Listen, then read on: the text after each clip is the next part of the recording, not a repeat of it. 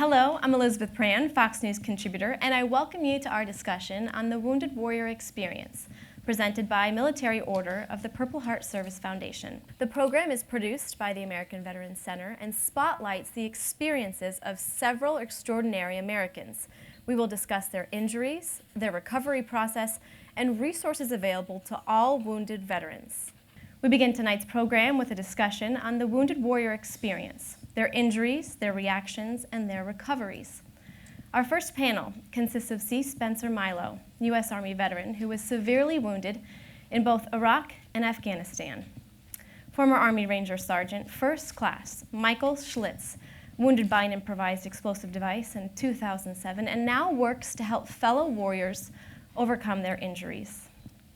Mary Herrera, U.S. Army veteran wounded while serving as the automatic weapon gunner for the lead vehicle in her platoon near Fallujah, Iraq.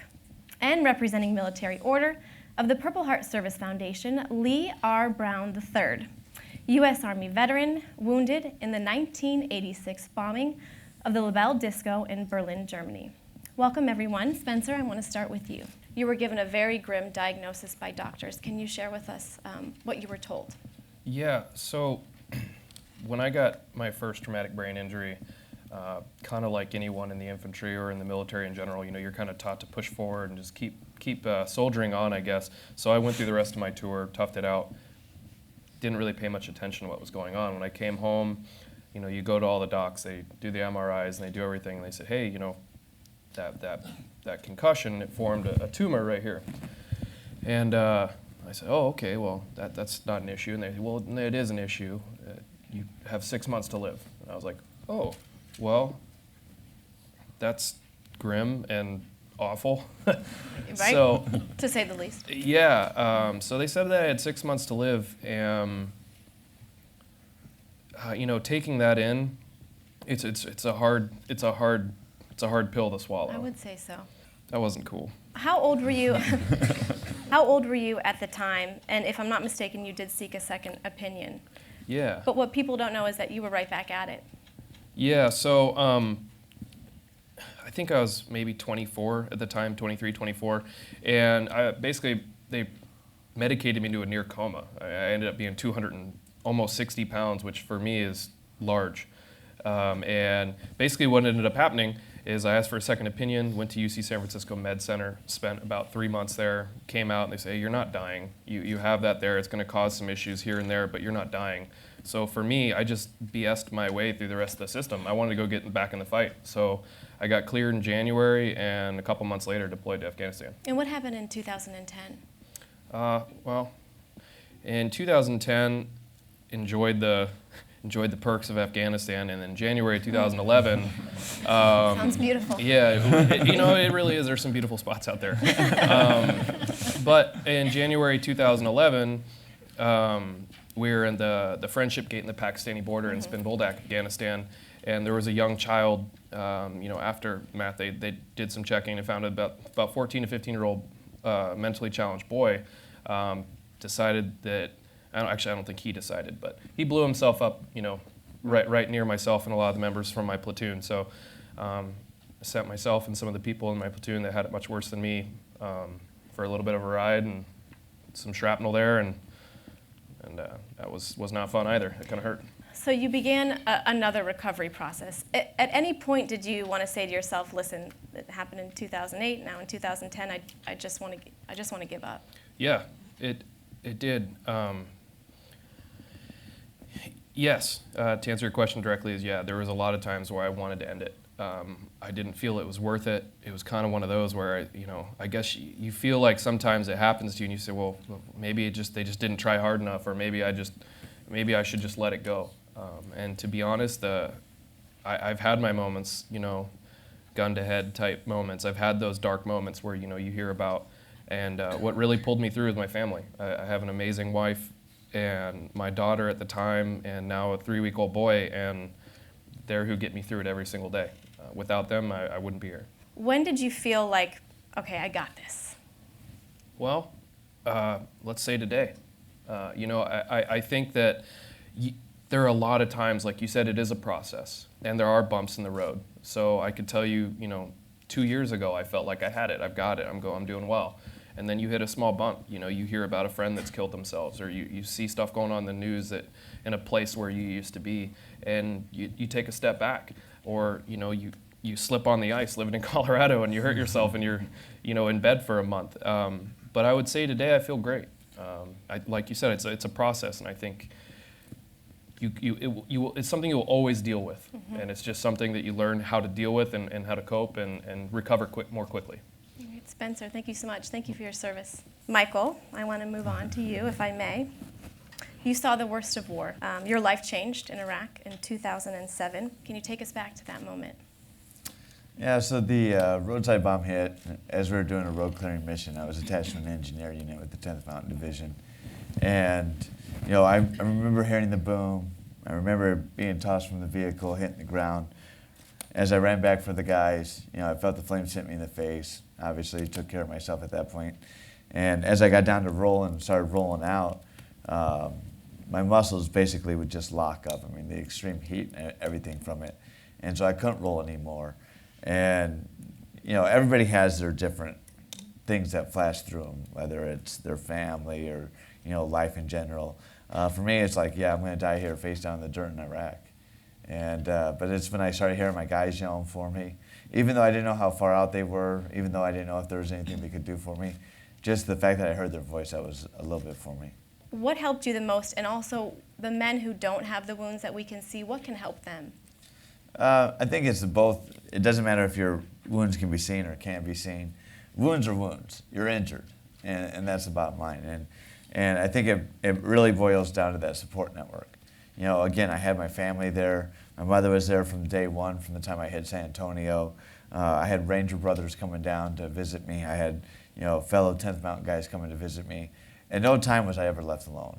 Had I been left alone, I probably wouldn't be sitting here. I mean, I dreamed about killing myself.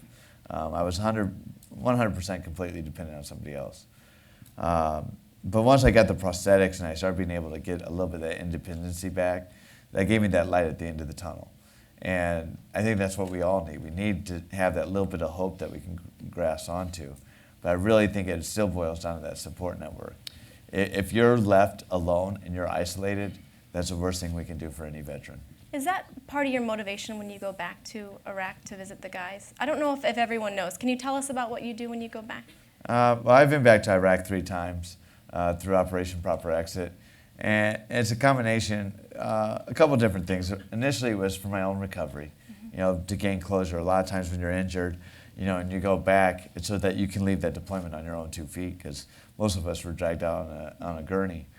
The other half of that is supporting the people that are still over there serving, saying, hey, if you get injured, there's still people around here that are going to be willing to take your back and support you when you come back. And that's not just your fellow veterans, that's the military, that's medical services, that's VSOs, that's everybody, even your communities. Is there anything that took place during your recovery that you wish went a little differently? Each part of my recovery built me into who I am. I mean, I wouldn't be sitting here right now if I didn't have the best medical staff. The military training from the guys on the ground, when my vehicle got hit by the roadside bomb, my medic was killed. We relied on those CLS, those combat lifesavers. We relied on those EMTs. The cross training at the lowest level, all the way up to your major medical facilities, and then on to, you know, your fellow veterans supporting you. You now spend your life lifting up others. You're a motivational speaker. Where do you find it in yourself? I think it comes from our Vietnam veterans. You know, the care that they got when they got home, being spit on, not having the benefits, them taking it to Capitol Hill, them taking it to Congress to get us the benefits. Everything I get now, from, you know, the basic medical benefits to the disability payments, all that becomes from that era of veterans. And so I think now we have to realize the reason why we get this care is because of those guys. Well, there's guys signing up today, there's guys signing up tomorrow. We need to make sure that we keep pushing that forward to the next generation. Is it also therapy for you? I think it is. I mean, the more you tell your story, the more that you spread that, I mean, it's healing. I think, and it doesn't matter if you're volunteering on the military side or you're at a cancer ward or anywhere else. Of course, you're going to get a little bit of something out of it for yourself. All right. Well, you're an inspiration. Thank you so Thank much. you. Mary, if I could, I'd like to move on to you. You're on a routine mission. Can you take us back to what happened and what happened to you physically at that moment?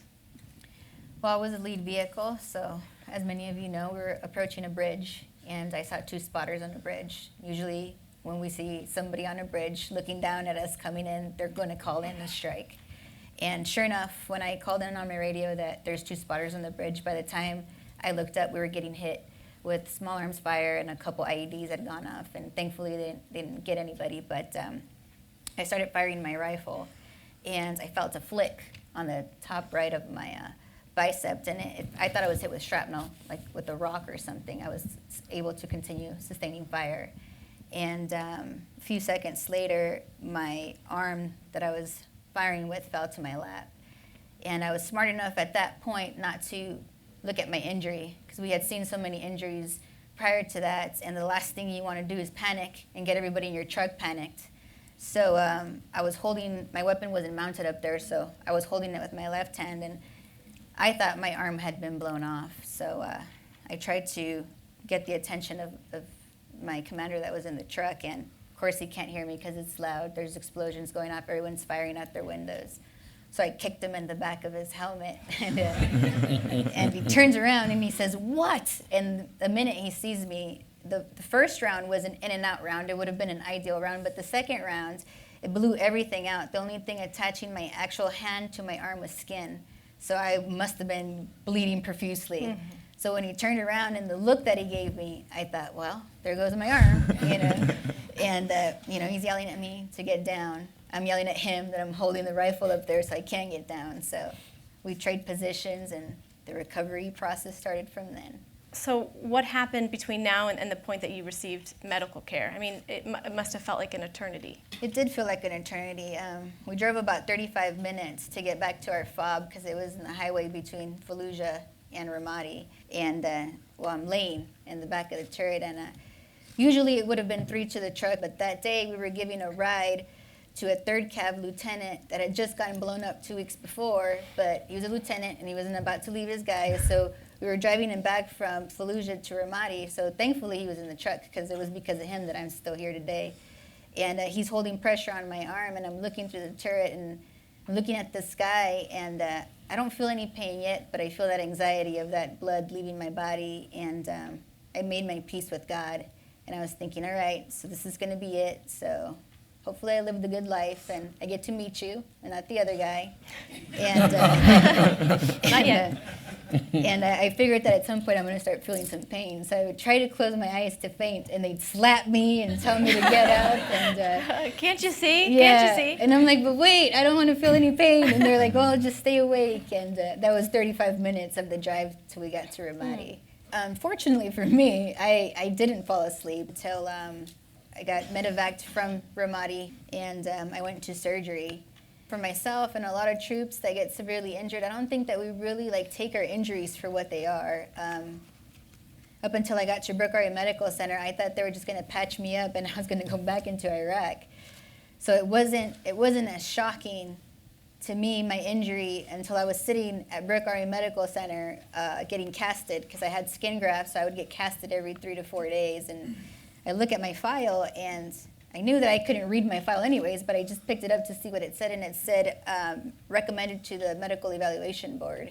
And my life just came down. I thought, why are they recommending me to the medical board? I'm fine.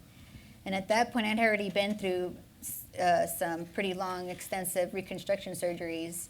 And the colonel that was my surgeon came to see how the skin grafts were looking, and I asked him, I said, you're recommending me to the medical board?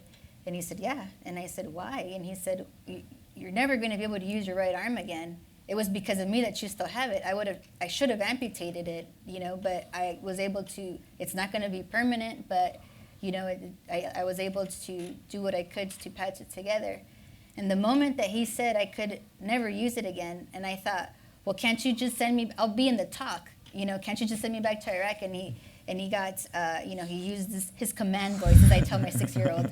And he said, no, he said, you're not understanding. You will never again be able to perform basic soldiering skills.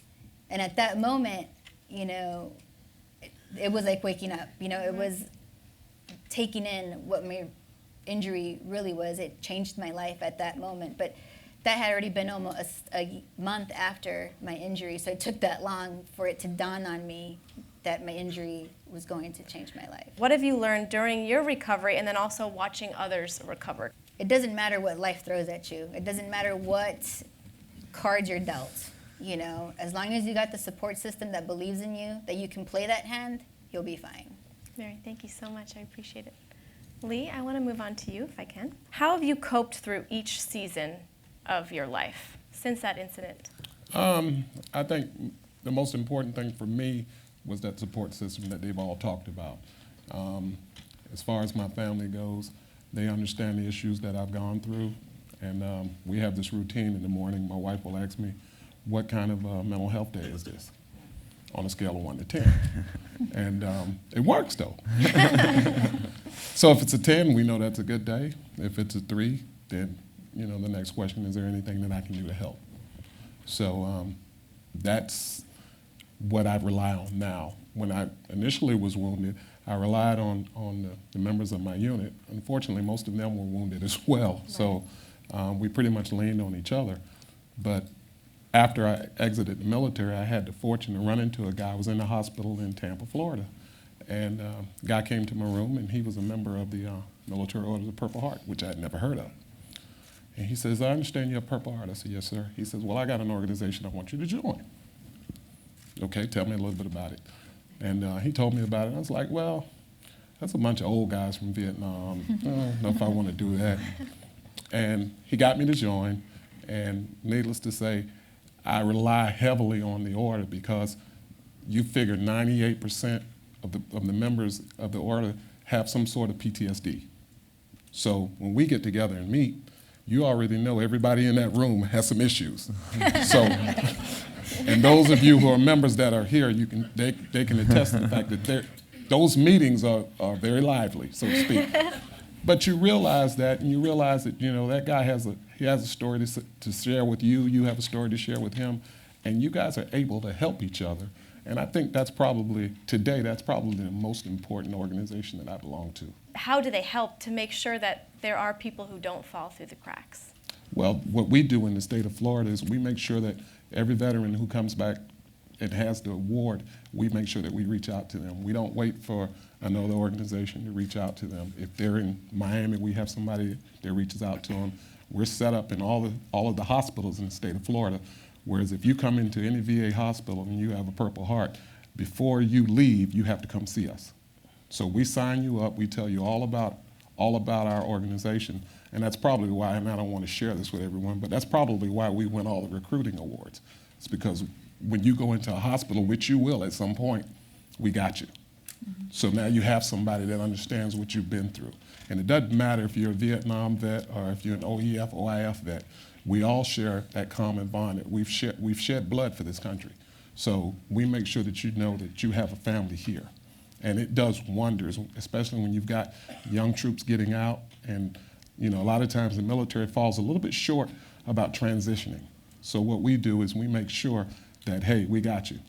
And you've already paid the cost of admission to our organization. What if guys, maybe they don't have the resources, they don't have family, and they put up barriers? How do you break those barriers down? After every meeting, we have a bit of a social hour. And sometimes, we'll be talking, hey, Mary, what do you think of that guy there? And well, I observed him, he seems to have some issues. Okay, well, let's pull him to the side. And then we have that one-on-one conversation. And I don't want to make it sound like we're counselors because we're not professionals.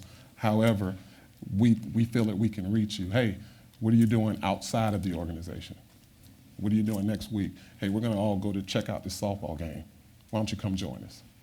A lot of veterans are looking for that camaraderie that they've lost. So if you can grab them and say, hey, let's go have a beer, let's just talk, I think that goes a long way. And I do want to say, I was joking about the Vietnam veterans because a lot of the things that we enjoy today was because of their service. So I definitely want to say that, though. So I was just teasing. Thank you. When we return, we will discuss the unseen wounds experienced by many service members and the resources available to them. More from the Wounded Warrior Experience coming up. The Wounded Warrior Experience, presented by Military Order of the Purple Heart Service Foundation, with additional support from the Coalition to Salute America's Heroes, Yorktel Media Services, the Fisher House Foundation, and Military Times. Welcome back to the Wounded Warrior Experience, presented by Military Order of the Purple Heart Service Foundation. In this segment, we will be discussing the unseen wounds that have plagued many veterans of our recent conflicts, post-traumatic stress, and the rash of suicides among veterans and service members. Joining us for this very important segment, former Marine Staff Sergeant Jeremiah Workman, recipient of the Navy Cross for Valor while serving in Operation Iraqi Freedom. Earl Granville, Army veteran, wounded in Operation Iraqi Freedom, who lost his twin brother, also a fellow soldier, to suicide.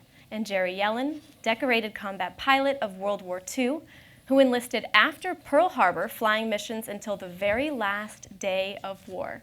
Gentlemen, thank you so much for joining us. Jeremiah, I would like to start with you. In 2004, you were rescuing fellow Marines, which escalated into an unbelievable event. I want to ask you about that day and also why you say your battle didn't even begin until you came home. Yeah, so I was a squad leader. There was 8 Marines and a corpsman. We kicked the door down, and there were 30 insurgents waiting on us behind the door. And a 3-hour-long firefight ensued. 3 of my Marines were killed. The rest of us were wounded. Shrapnel, 7.62 through the different various body parts. It got really ugly quick, and you leave the battlefield, you come home, and as Marines, your job is to get back into the fight. You just want to get back to Iraq, Afghanistan, whatever the mission is. Because of what had happened in that house, losing those 3 Marines, that were under my charge, I had struggled when I got back. Like most Marines, like most soldiers, I hid it for a long time. And I actually got orders from my unit to be a drill instructor at Parris Island in South Carolina. And it wasn't until I was training recruits that it actually hit me that, man, I've got problems that I need to take care of. And it was kind of too late at that point. My life, my world had kind of started spiraling out of control. And PTSD is kind of strange. If you don't raise your hand and get help immediately, the wheels kind of fall off the bus and it just kind of goes where it wants to. And that's kind of where I was at with it. When did you bring yourself to raise your hand? How do you know to do that? Luckily for me, I had good leadership down at Parris Island that I didn't necessarily volunteer. I didn't raise my hand to get help. My hand was raised for me, which is a good thing. Looking back, I really owe my life to those guys down there. My battalion sergeant major, they hand walked me down to medical and they said, look, you got to get some help because if you continue on this path, you're going to be a statistic. But you've been very candid about drug treatments. Yeah, I've been through every type of therapy there is. I've been to group therapy, individual counseling, medications. I've done it all, and I travel the country, and I talk to Marines about it. I think it's very important that you get the word out there and you let them know you're not alone, and there's a lot of other people dealing with these issues, and the sooner you get help for it, the sooner you're going to be okay. More importantly, your family's going to be okay. You're going to get back to your Marines, your soldiers, and you can move on with your life. There's obviously a stigma. How do we remove that? I think doing stuff like this, getting your story out there. I think now it's definitely a better environment for those that need help to raise their hands and get the help they need. But there's still a little bit of a stigma out there, I would say. But it's just, I think, the line of work we're in. Yeah. I think it's always going to be there a little bit, but we're doing what we can. We're spreading the word. The leadership from the commandant, the chief of staff of the Army on down, they're getting the word out there to the commanders, to the staff NCOs, that, hey, it's okay. We're going to get you the help you need, and we're going to move forward. How do you get the word out that the darkness, the guilt, the anger, that's okay? When something happens like this, you're going to hit a dark spot. and there's going to be bumps in the road. And everywhere I've traveled in the Marine Corps and all the bases I've been to and everybody I talk to, everybody comes up. They won't necessarily say it, while I'm talking. But when I'm walking out the door, they'll come running up to me. Hey, can I talk to you? This is what's going on with me. And I'm experiencing the same things. And I think we just got to keep spreading the word. We got to get the word out there. We got to let people know that it's okay to have a normal reaction to something that's not normal. And thank you so much for sharing your story. Please stay with us for more of the Wounded Warrior Experience after these messages. Welcome back to the Wounded Warrior Experience presented by Military Order of the Purple Heart Service Foundation. We're continuing our conversation on the unseen wounds of war with Earl Granville. I want to ask you about how you found that strength inside yourself. The biggest strength I found in myself was a new purpose. And us in the military, I feel like most of us join as soon as we become adults. We're shipped off to boot camp out of high school, and we're put in this culture. And this culture is all we know as adults.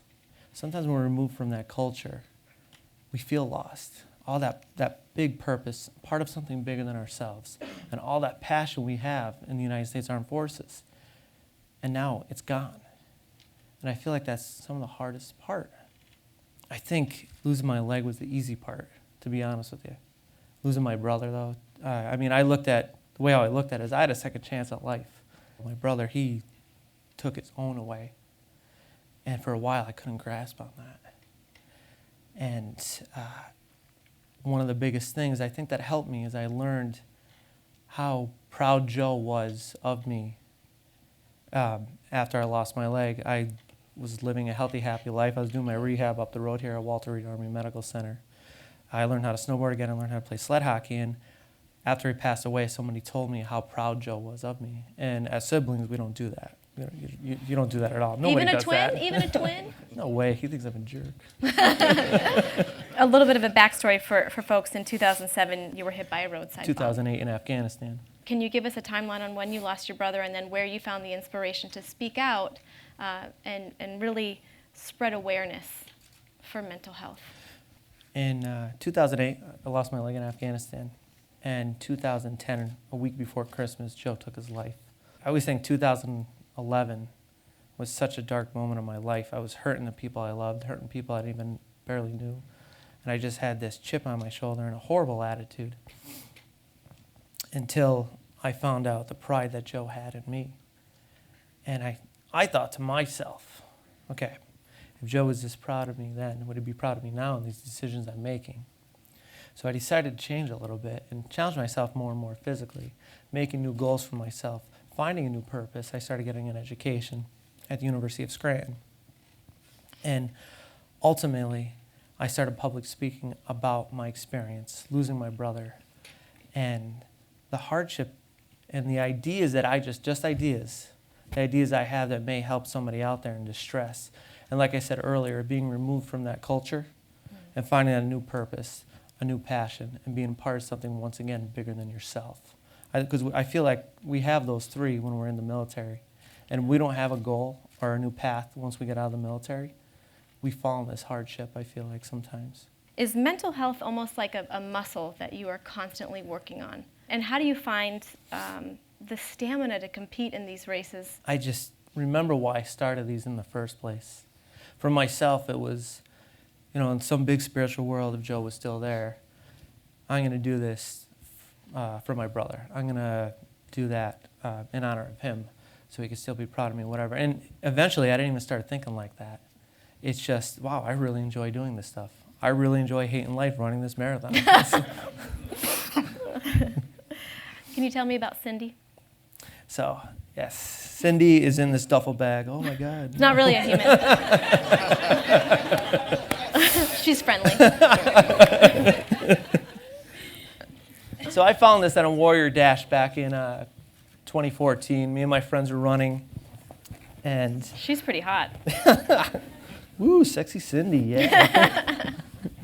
I crossed the finish line carrying Cindy, and the guy handing me the medal said, "Why are you carrying that?" And I said, "Oh, gee, I'm an idiot. I don't know what to tell you, man." Like, look, sounded like a good idea at the time. I don't know.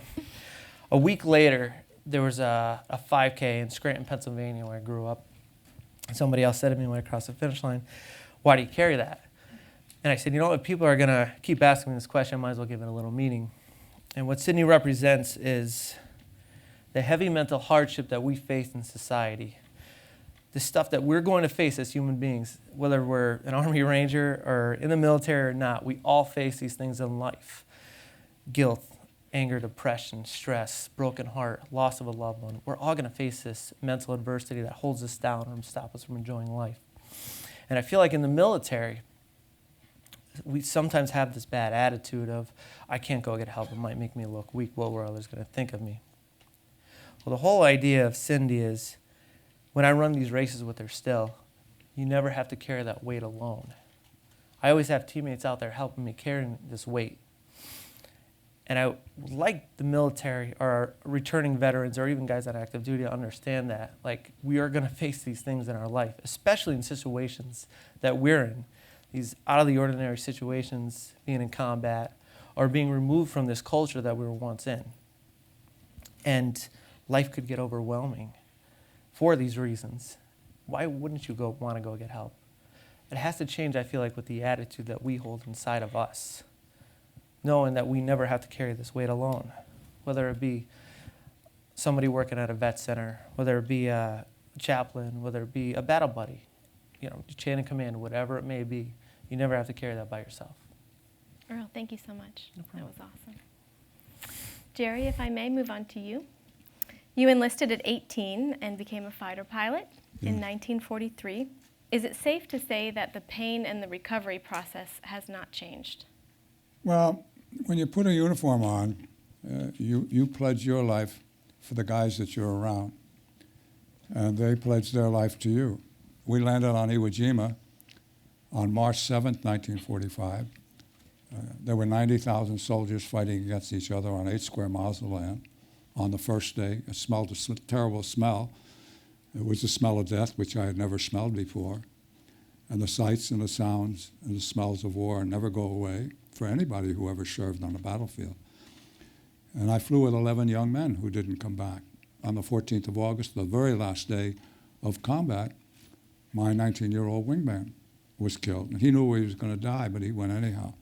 But I went to his house with his wings and his lieutenant bars and the emblem from his cap to speak to his sisters and his mother. And when I left that house, before I left, his mother said to me, "It should have been you who were killed, Captain, not my son, Philip. And I hope you never sleep a night in your life like I can't sleep." And that was the beginning of 30 years of misery for me because I didn't sleep. I spoke to the 16 guys almost every night. I thought about suicide. But the worst part about it is that my wife attempted suicide. We all suffer. We all learned how to kill other people. And the purpose of life is to recreate ourselves. War is about killing, and killing for what you believe is evil. In 1975, I learned Transcendental Meditation, TM, as she did, and we got our lives back together. So I advocate Transcendental Meditation for people, for families. The families go through as much as the men go through in their war, and they can't lose it by themselves. They need something to help. You talked about recreating your life together after 30 years. But that doesn't mean that the healing process ended. It sounds like it's something that you work on There's no every healing. day. I lived a separate life pretty much every day. I went to a golf course. I played golf. I had an escape mechanism. I played to kill. I didn't play for enjoyment. She thought I was going to work in an office. I never went to work. I just played golf 7 days a week to get away from myself. And then I learned TM, and I found out that golf was an enjoyable thing to do. It wasn't an escape. and I still play today, but it was my addiction, and she suffered from that. It took me 30 years to come back to being a human being. My last question, there's so much pain that goes along with the memories of war. Do you also remember some of the good as far as the camaraderie and the friendships? Your husband plays baseball. He does. He'll never forget the guys he plays with until the day he dies. That's the best part of his life, being part of a team. And I was part of a team, the 78 Fighter Squadron. We were guys flying airplanes. But there's no inconsequential job in the military. The guy that fixes the airplanes is more important than the guy that flies them. The crew chief and the armorer, the radio man, all made it work. And I missed all of that. I didn't have a life. I looked at guy, I had a scholarship. You know, I could go to college, the GI Bill. I couldn't do that. I wondered why there was something wrong with me, and I couldn't figure it out. And then I figured it out in 1975 by learning transcendental meditation. Jerry, thank you for your service and, of course, your You wife's have to thank service. 16 million of us. That's right. I got a lot of thank yous. I'll get on it. Thank you so much. In our next segment, we focus on the challenges and opportunities wounded warriors face when transitioning out of the military. That's next, when the Wounded Warrior Experience presented by Military Order of the Purple Heart Service Foundation continues. Thank you, guys. The Wounded Warrior Experience is produced by the American Veterans Center, guarding their legacy, honoring their sacrifice. To learn more about the AVC, visit www.americanveteranscenter.org. This program is brought to you by Military Order of the Purple Heart Service Foundation, the Fisher House Foundation, and the United States Navy Memorial in Washington, D.C.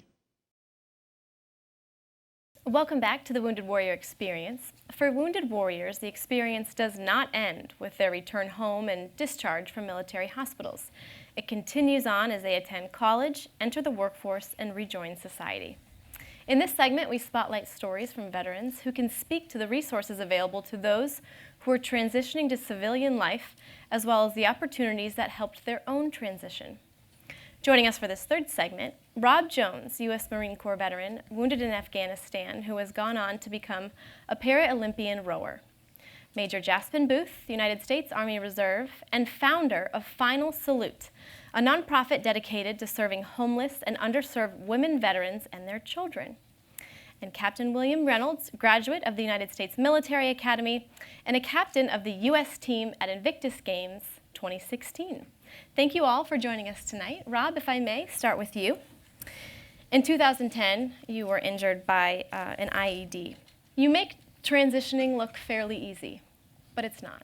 After you're wounded, once you realize that you're not going to die, your heart's going to keep beating, you don't have a choice in the matter.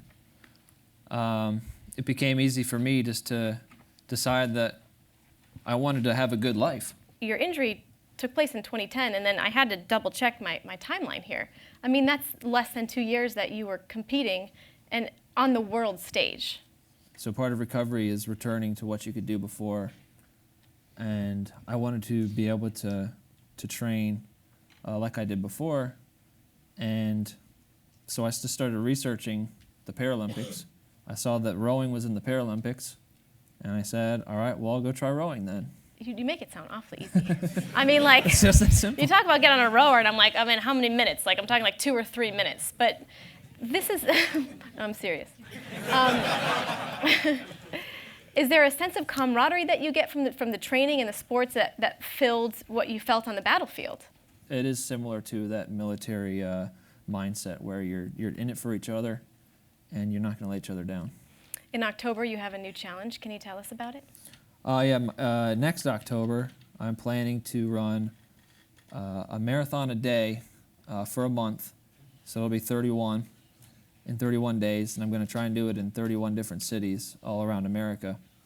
And I'm going to be raising awareness, suicide awareness, veteran awareness, not only with the general populace, but also with the veterans. Like a lot of the guys have said here, I just want to remind them that they're not by themselves. I'm going to be getting tons of support, and I want to show them that America does love them. They want to help them. They're going to help them if they ask. And I'm also going to be raising money for veterans charities. What do you want to tell both civilians and also members of the military? I think the way that I get the message across is by what I'm doing, by showing people that I'm sacrificing probably a couple years off the end of my life. I'm putting myself through pain, through stress, because I care that much about these causes. And if I can do that and I'm a double above than the amputee, then everybody can do that. Right, we'll be watching you. Good luck. Thanks. Thank you so much. Jazz, if I may, move on to you. You're an Army veteran, Hello. a cancer survivor, a mother, and an author. So my first question is, what haven't you done? I haven't run 31 marathons in 31 days. So. Well, right? Years ago, you were a single mother during one of the most difficult points in your life. I went through my situation getting ready to deploy to Iraq. I experienced a cancer diagnosis and a complete loss of total assets to Hurricane Katrina within 30 days of each other. And so to be told that there were no services for you just because you were a woman veteran was a huge slap in the face to all 2 million plus women who have served, this country. Mary can attest to the fact that, IEDs do not gender discriminate. So to come back to a country who doesn't put your service on the same level, as our brothers, it's a hard pill to swallow. So I had to navigate a system that was not set up for me. And it's very hard because you've had women who have served, bled, and some have even died, fighting for this country. So to be an afterthought, it hurt me not only as a veteran, but as a soldier. I've met fathers whose daughters have deployed to Iraq and Afghanistan and have come back and they've had to accept their flags. We need to give the same respect, treatment, and support as we do to male veterans, as we do to women veterans. Regardless of what your rank is, when you go into Iraq and Afghanistan, that total area is a combat zone. So although we're not, infantry or rangers or SEALs, we do come back with PTSD, depression, illness, injury, and wounds. And I think it's time for American society, including the VA, to catch up with the times and give us that same level of support as veterans, period. What have you learned? I learned that you don't need a cape to be someone's hero. In the grand scheme of things, I was just a soldier who honored my commitment as part of my warrior ethos to never leave a fallen comrade. And although I am a disabled veteran, I've learned that a broken pencil still writes. How do we remove that stigma that you talked about? I would say it definitely takes, if you know a woman veteran, get to talk to her about her journey, get to learn her story and the experiences that she had. I think a lot of us just don't maybe know a lot of women veterans or can't relate to a lot of women veterans because historically it has been the men fighting. But with our extended roles, as service members, we have similar experiences. And I think if you don't know a woman veteran, know her struggles, reach out to her and get to know her. That's the best way. You didn't just have to worry about yourself. You were also a parent. How did you balance those two while still being a parent at home? The hardest part for me from transitioning is, when we joined the military, we were civilians before, so we're not wild animals. Unless you're a Marine, then you're kind of wild. So you're running 31 miles in 31 days. Running 31 miles, yeah, and I'm also married to a Marine, so, and my son is in the Air Force. He's obviously the weak link, but it's cool. You've been waiting. You've been waiting. Set that one up for you. Oh, yeah, that was good, yeah. Got to know the potential of your children. But you just have to keep, whatever that means, okay. But you just have to keep working at it. But it takes a support system to go through your transition. But what I was getting at is the hardest part about transitioning as a veteran, as in the military, you have your brothers and sisters on your left and right. But when you become a veteran, you become an individual. So I would say to try to connect with other veterans, other memberships and groups that are veteran-centric, to reconnect with your brothers and sisters, because even though we have different stories, we all have that common bond, which is our military service, and being able to connect and keep that common bond and stay in contact with your brothers and sisters make the transition process a lot easier. Is that what you miss the most? Do you think that's what a lot of members of the military miss the most as they make that transition? I think so, because, when you transition into civilian society, people want to help you, but they don't really know how. But they give you a bunch of cards and phone numbers and emails, and it's not really that soft handoff. Like in the military, we'll take you to where you need to go. We'll help you along. So there's you lose your family, once you transition, and we come into a world that we're not very familiar with, and where, everybody just drops off and you're navigating a full world by yourself. All right, Jazz, thank you so much. I appreciate it. You're welcome. Will, I'd like to move on to you. What did you learn as a captain on the battlefield to competing in the Invictus Games?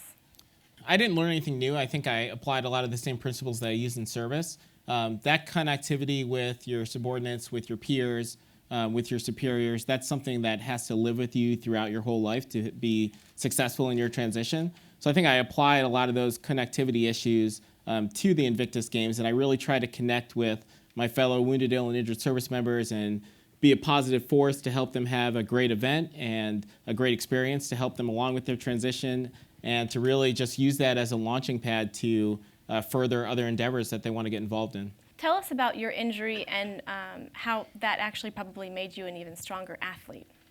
I was injured also by an improvised explosive device. Ultimately, I lost my left leg to a limb salvage failure, and I think this made me a stronger athlete because it put that barrier in front of me that I wanted to break down and prove that I could not only be a successful athlete again, but also that I wanted to prove that I could be a productive member of society. So I was really fortunate throughout my whole recovery and transition process because my family was by my bedside from the day I was injured. My parents, who were retired, they were with me every waking moment by my bedside and through every surgery.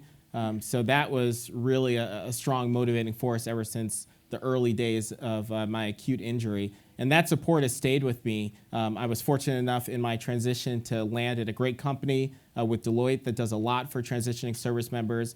And all throughout my process, I've just had so many positive forces that have really been a motivating factor. So I've been really fortunate. What can you say to inspire some men and women who are trying to make that transition and they may not have those resources? I think it all goes back to that connectivity. You have to come to events like this symposium. You have to really take that first leap of faith to get involved with an organization, because so many of our brothers and sisters are starting organizations. If you take that leap of faith and get involved with that one organization, it really is a good slippery slope, and it will lead you to other connections and other organizations that you could potentially benefit from. I want to ask you about the Fisher House, because they were a great help to your family. You've talked about your family supporting you a lot. Could you have competed in the games? Could you have transitioned and go to work every day without the help that supported your family, not just you? Absolutely not. The Fisher House is one of those great organizations that's with recovering service members from the time that they're acutely injured, and they take all of those stressors of going through an intense recovery away from the family. They not only house your family, but they provide emotional support through the shared camaraderie that families go through as they're caring for an individual who's catastrophically injured. And then also they're with us through the peaks of our recovery. So they sponsor us to go to events like Invictus Games, where they have a family program where they really rally behind the families and not only help them transport to the event, but also take care of all of their amenities while they're at the event. So they're with you throughout the full life cycle of your care continuum, and it's just a great, positive organization to be involved with. All right. Thank you so much. Thank you all. I really appreciate pretty unbelievable stories. Thank you, guys. Thank you. The Wounded Warrior Experience, presented by Military Order of the Purple Heart Service Foundation, with additional support from the Coalition to Salute America's Heroes, Yorktel Media Services, the Fisher House Foundation, and Military Times. The Wounded Warrior Experience is a program of the American Veterans Center. To learn how you can support the AVC's important work, visit AmericanVeteransCenter.org. This program was made possible with support from the Military Order of the Purple Heart Service Foundation and many other generous sponsors. On behalf of American Veterans Center, thank you for being with us for this year's discussion on the Wounded Warrior Experience. A special thank you goes to our presenting sponsor, Military Order of the Purple Heart Service Foundation. With support from the Coalition to Salute America's Heroes, Northrop Grumman, American Airlines, Veterans United Home Loans, Fisher House Foundation, Aon, Military Times, and CACI. And finally, thank you to the staff of the United States Memorial here in Washington, D.C. for being such gracious hosts for this program. And of course, thank you to all the servicemen and women of every generation. Thank you so much for your service and your time. Thank you, guys.